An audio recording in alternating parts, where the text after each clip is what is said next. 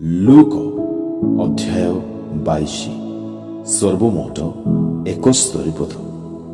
ନିସ୍ତାର ପର୍ବ ନାମକ ଖମିର ଶୂନ୍ୟ ରୋଟିର ପର୍ବ ନିକଟ ହୋଇ ଆସୁଥିଲା।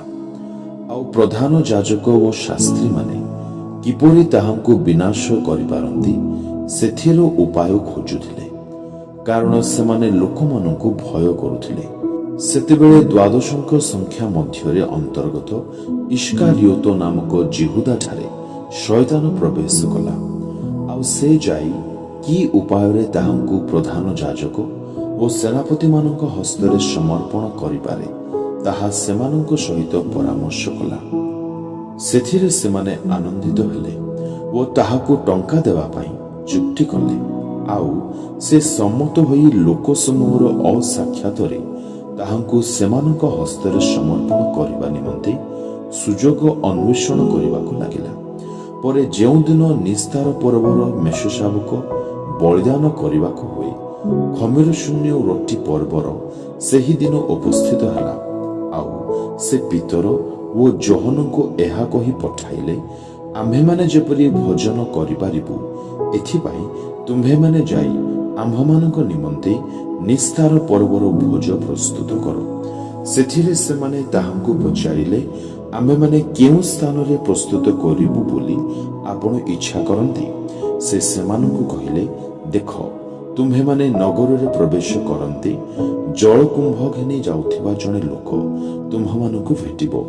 ସେ ଯେଉଁ ଗୃହରେ ପ୍ରବେଶ କରିବ, ତାହାର ପଛେ ପଛେ ସେହି ଗୃହକୁ ଯାଇ ଗୃହର କର୍ତ୍ତାଙ୍କୁ କହିବ, ଗୁରୁ ଆପଣଙ୍କୁ ପଚାରୁଅଛନ୍ତି, ମୁଁ ମୋର ଶିଷ୍ୟମାନଙ୍କ ସହିତ ଯେଉଁଠାରେ ନିସ୍ତାର ପର୍ବର ଭୋଜ ପାଳନ କରିବି, ସେହି ଅତିଥିଶାଳା କାହିଁ? ସେଥିରେ ସେ ତୁମ୍ଭମାନଙ୍କୁ ସୁସଜ୍ଜିତ ଗୋଟିଏ ଉପରିସ୍ଥ ବୃହତ୍ କୋଠରୀ ଦେଖାଇଦେବେ। ସେ ସ୍ଥାନରେ ପ୍ରସ୍ତୁତ କର। ଆଉ ସେମାନେ ଯାଇ ସେ ସେମାନଙ୍କୁ ଯେପରି କହିଥିଲେ ସେହିପରି ଦେଖି ନିସ୍ତାର ପର୍ବର ଭୋଜ ପ୍ରସ୍ତୁତ କଲେ। ପୁଣି ସମୟ ଉପସ୍ଥିତ ହୁଅନ୍ତି ସେ ଓ ତାହାଙ୍କ ସଙ୍ଗେ ପ୍ରେରିତମାନେ ଭୋଜନ କରିବାକୁ ବସିଲେ। ଆଉ ସେ ସେମାନଙ୍କୁ କହିଲେ, ମୋହର ଦୁଃଖ ଭୋଗ ପୂର୍ବେ ମୁଁ ତୁମ୍ଭମାନଙ୍କ ସହିତ ଏହି ନିସ୍ତାର ଭୋଜ ପାଳନ କରିବାକୁ ଏକାନ୍ତ ବାଞ୍ଛା କଲି। କାରଣ ମୁଁ ତୁମ୍ଭମାନଙ୍କୁ କହୁଅଛି, ଈଶ୍ୱରଙ୍କ ରାଜ୍ୟରେ ଏହା ସମ୍ପୂର୍ଣ୍ଣ ନ ହେବା ପର୍ଯ୍ୟନ୍ତ ମୁଁ ଆଉ କେବେ ହେଁ ତାହା ପାଳନ କରିବି ନାହିଁ। ପୁଣି ସେ ପାନପାତ୍ର ଗ୍ରହଣ କରି ଧନ୍ୟବାଦ ଦେଇ କହିଲେ, ଏହା ନେଇ ଆପଣା ଆପଣା ମଧ୍ୟରେ ଭାଗ କର। କାରଣ ମୁଁ ତୁମ୍ଭମାନଙ୍କୁ କହୁଛି, ଈଶ୍ୱରଙ୍କ ରାଜ୍ୟ ନ ଆସିବା ପର୍ଯ୍ୟନ୍ତ ମୁଁ ଆଜିଠାରୁ ଦ୍ରାକ୍ଷା ଫଳର ରସ ଆଉ ପାନ କରିବି ନାହିଁ।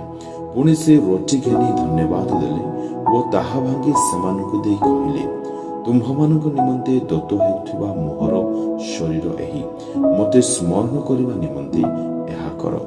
ଭୋଜନ ଉତ୍ତାରେ ସେହିପରି ସେ ପାନପାତ୍ର ଘେନି କହିଲେ, ଏହି ପାନପାତ୍ର ତୁମ୍ଭମାନଙ୍କ ନିମନ୍ତେ ପାତିତ ହେଉଥିବା ମୋହର ରକ୍ତରେ ସ୍ଥାପିତ ନୂତନ ନିୟମ। କିନ୍ତୁ ଦେଖ, ଯେ ମୋତେ ଶତ୍ରୁ ହସ୍ତରେ ସମର୍ପଣ କରୁଅଛି, ତାହାର ହସ୍ତ ମୋ ସହିତ ମେଜ ଉପରେ ଅଛି। କାରଣ ଯେପରି ନିରୂପିତ ହୋଇଅଛି, ମନୁଷ୍ୟପୁତ୍ର ସେହିପରି ପ୍ରୟାଣ କରୁଅଛନ୍ତି ସତ୍ୟ, ତଥାପି ଯେଉଁ ଲୋକ ଦ୍ୱାରା ସେ ଶତ୍ରୁ ହସ୍ତରେ ସମର୍ପିତ ହେଉଅଛନ୍ତି, ହାୟ ସେ ଦଣ୍ଡର ପାତ୍ର। ତେଣୁ ସେମାନଙ୍କ ମଧ୍ୟରୁ କିଏ ଏହା କରିବାକୁ ଯାଉଅଛି, ସେ ବିଷୟରେ ସେମାନେ ପରସ୍ପର ବାଦାନୁବାଦ କରିବାକୁ ଲାଗିଲେ। ପୁଣି ସେମାନଙ୍କ ମଧ୍ୟରେ କିଏ ଶ୍ରେଷ୍ଠ ବୋଲି ଗଣିତ, ସେ ବିଷୟରେ ସେମାନଙ୍କ ମଧ୍ୟରେ ବିବାଦ ଘଟିଲା। ସେଥିରେ ସେ ସେମାନଙ୍କୁ କହିଲେ, ବିଜାତିମାନଙ୍କ ରାଜାମାନେ ସେମାନଙ୍କ ଉପରେ ପ୍ରଭୁତ୍ୱ କରନ୍ତି, ଆଉ ଯେଉଁମାନେ ସେମାନଙ୍କ ଉପରେ କର୍ତ୍ତୃତ୍ୱ କରନ୍ତି, ସେମାନେ ଦେଶ ବନ୍ଧୁ ବୋଲି ଖ୍ୟାତ ହୁଅନ୍ତି। କିନ୍ତୁ ତୁମ୍ଭେମାନେ ସେ ପ୍ରକାର ହୁଅ ନାହିଁ। ମାତ୍ର ତୁମ୍ଭମାନଙ୍କ ମଧ୍ୟରେ ଯେ ଜ୍ୟେଷ୍ଠ, ସେ କନିଷ୍ଠ ପରି ହେଉ। ପୁଣି ଯେ ନେତା, ସେ ସେବକ ପରି ହେଉ। କାରଣ କିଏ ଶ୍ରେଷ୍ଠ, ଯେ ଭୋଜନ ପବିଷ୍ଟ, ନା ଯେ ସେବକ? ଯେ ଭୋଜନ ପବିଷ୍ଟ, ସେ କି ଶ୍ରେଷ୍ଠ ନୁହନ୍ତି? କିନ୍ତୁ ମୁଁ ତୁମ୍ଭମାନଙ୍କ ମଧ୍ୟରେ ଜଣେ ସେବକ ପରି ଅଛି। ମାତ୍ର ତୁମ୍ଭେମାନେ ମୋହର ସମସ୍ତ ପରୀକ୍ଷାରେ ମୋ ସହିତ ରହି ଆସିଅଛ।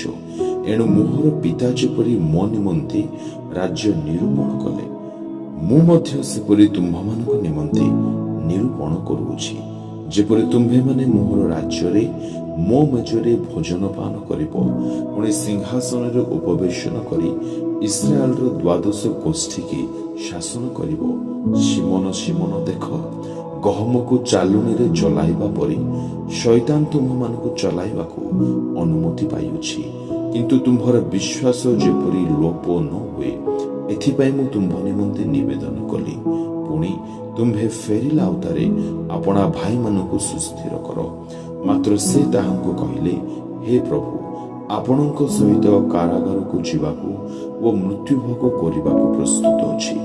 କିନ୍ତୁ ସେ କହିଲେ, ହେ ପିତର, ମୁଁ ତୁମ୍ଭକୁ କହୁଅଛି, ଆଜି କୁକୁଡ଼ା ନ ଡାକୁଣ, ତୁମ୍ଭେ ଯେ ମୋତେ ଜାଣ, ଏହା 3 ଥର ଅସ୍ୱୀକାର କରିବ।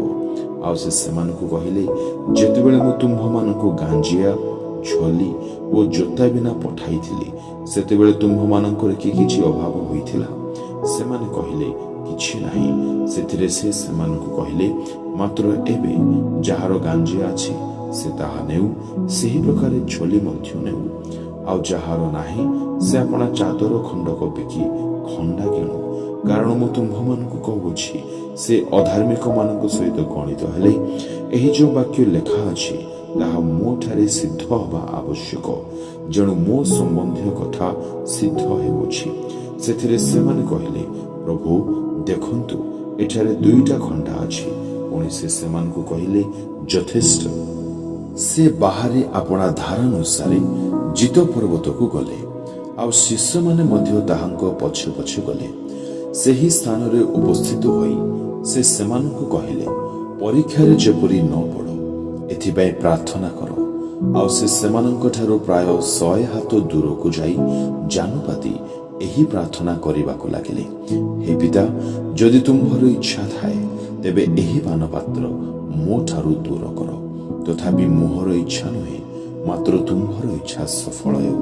ଆଉ ସ୍ୱର୍ଗରୁ ଜଣେ ଦୂତ ଦର୍ଶନ ଦେଇ ତାହାଙ୍କୁ ଶକ୍ତି ପ୍ରଦାନ କଲେ। ପୁଣି ସେ ମର୍ମାନ୍ତିକ ଦୁଃଖରେ ମଗ୍ନ ହୋଇ ଆହୁରି ଏକାଗ୍ର ଭାବରେ ପ୍ରାର୍ଥନା କରିବାକୁ ଲାଗିଲେ, ଓ ତାହାଙ୍କ ଝାଳ ଘନ ରକ୍ତଟୋପା ପରି ଭୂଇଁରେ ପଡ଼ିଲା। ଆଉ ସେ ପ୍ରାର୍ଥନାରୁ ଉଠି ଶିଷ୍ୟମାନଙ୍କ ନିକଟକୁ ଆସି ସେମାନଙ୍କୁ ଦୁଃଖ ହେତୁ ନିଦ୍ରିତ ଦେଖିଲେ। ପୁଣି ସେ ସେମାନଙ୍କୁ କହିଲେ, କାହିଁକି ଶୋଉଛ? ପରୀକ୍ଷାରେ ଯେପରି ନ ପଡ଼, ଏଥିପାଇଁ ଉଠି ପ୍ରାର୍ଥନା କର। ସେ କଥା କହୁଥିବା ସମୟରେ ଦେଖ, ଲୋକସମୂହ ଆସି ଉପସ୍ଥିତ ହେଲେ। ଆଉ 12ଙ୍କ ମଧ୍ୟରୁ ଜିହୁଦା ନାମକ ଜଣେ ସେମାନଙ୍କ ଆଗେ ଆଗେ ଆସି ଯୀଶୁଙ୍କୁ ଚୁମ୍ବନ କରିବାକୁ ତାହାଙ୍କ ପାଖକୁ ଗଲା। କିନ୍ତୁ ଯୀଶୁ ତାହାକୁ କହିଲେ, ହେ ଜିହୁଦା, ଚୁମ୍ବନ ଦ୍ୱାରା କି ମନୁଷ୍ୟ ପୁତ୍ରଙ୍କୁ ଶତ୍ରୁ ହସ୍ତରେ ସମର୍ପଣ କରୁଅଛ? ଏଥିରେ କ'ଣ ଘଟିବ ତାହା ଦେଖି ତାହାଙ୍କ ସଙ୍ଗୀମାନେ କହିଲେ, ପ୍ରଭୁ, ଆମ୍ଭେମାନେ କ'ଣ ଖଡ୍ଗରେ ଆଘାତ କରିବା? ଆଉ ସେମାନଙ୍କ ମଧ୍ୟରୁ ଜଣେ ମହାଯାଜକଙ୍କ ଦାସକୁ ଆଘାତ କରି ତାହାର ଡାହାଣ କାନ କାଟି ପକାଇଲେ। କିନ୍ତୁ ଯୀଶୁ ଉତ୍ତର ଦେଲେ, ଏତିକି ସହିଥାଅ। ପୁଣି ସେ ତାହାର କାନ ଛୁଇଁ ତାହାକୁ ସୁସ୍ଥ କଲେ। ଆଉ ଯୀଶୁ ତାହାଙ୍କ ବିରୁଦ୍ଧରେ ଆସିଥିବା ପ୍ରଧାନ ଯାଜକ, ମନ୍ଦିରର ସେନାପତି ଓ ପ୍ରାଚୀନମାନଙ୍କୁ କହିଲେ, ଡକାୟତ ବିରୁଦ୍ଧରେ ବାହାରିବା ପରି ଖଣ୍ଡା ଓ ଠେଙ୍ଗା ଘେନି ତୁମେମାନେ କ'ଣ ବାହାରି ଆସିଲ?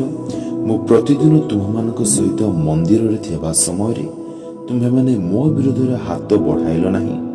କିନ୍ତୁ ଏହା ତୁମ୍ଭମାନଙ୍କର ସମୟ ଓ ଅନ୍ଧକାରର କର୍ତ୍ତାପଣ। ପରେ ସେମାନେ ତାହାଙ୍କୁ ଧରି ଘେନିଯାଇ ମହାଯାଜକଙ୍କ ଗୃହକୁ ଆଣିଲେ। କିନ୍ତୁ ପିତର ଦୂରରେ ରହି ପଛେ ପଛେ ଗଲେ।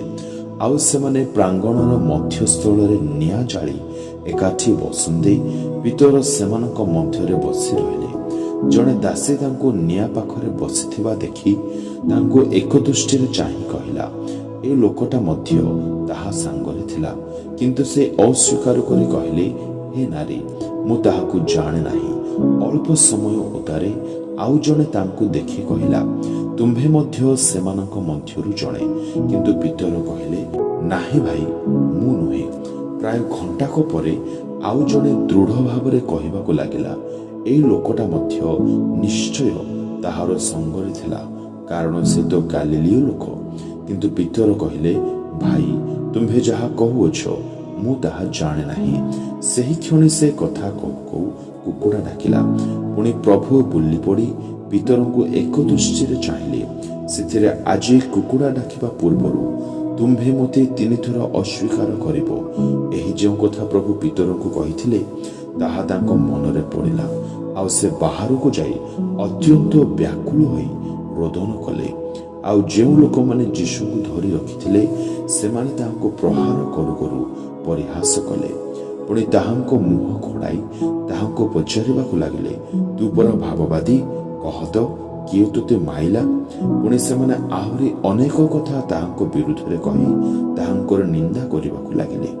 ସକାଳ ହେଲା କ୍ଷଣି ଲୋକମାନଙ୍କର ପ୍ରାଚୀନ ବର୍ଗ ପୁଣି ପ୍ରଧାନ ଯାଜକ ଓ ଶାସ୍ତ୍ରୀମାନେ ଏକତ୍ର ହୋଇ ଆପଣମାନଙ୍କ ମହାସଭାକୁ ତାହାଙ୍କୁ ଘେନି ଯାଇ କହିଲେ, ତୁମ୍ଭେ ଯଦି ଖ୍ରୀଷ୍ଟ ତେବେ ଆମ୍ଭମାନଙ୍କୁ କୁହ।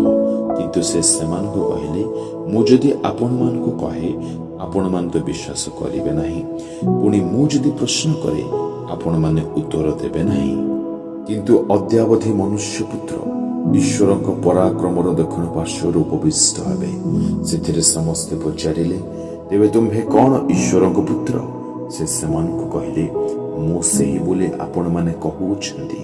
ତେଣୁ ସେମାନେ କହିଲେ, ସାକ୍ଷ୍ୟରେ ଆମ୍ଭମାନଙ୍କର ଆଉ କ'ଣ ପ୍ରୟୋଜନ? ଆମ୍ଭେମାନେ ତ ଆପେ ଆପେ ତାହାର ନିଜ ମୁଖରୁ ଏହା ଶୁଣିଲୁ।